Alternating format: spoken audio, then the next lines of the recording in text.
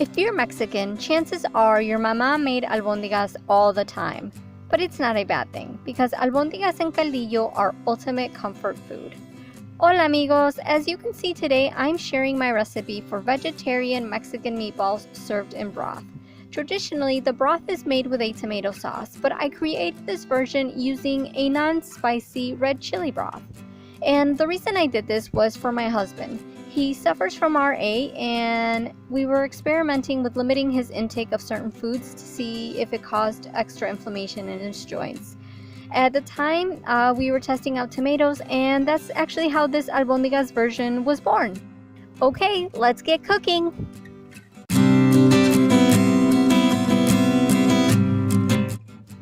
You'll see that I made the meatballs using lentils, and amigos, let me tell you, they make a fantastic replacement.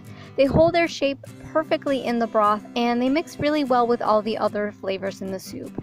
I'm sure you guys are absolutely going to love them.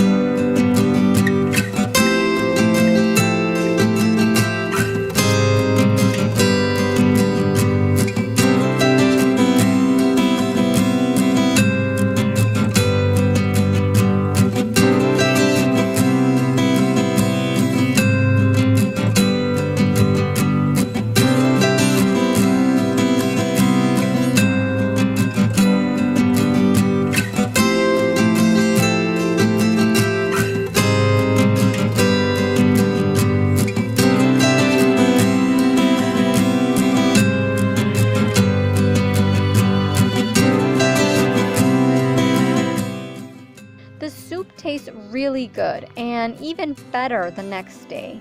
You're going to be so surprised just how similar the taste is in this meatless version to the original one.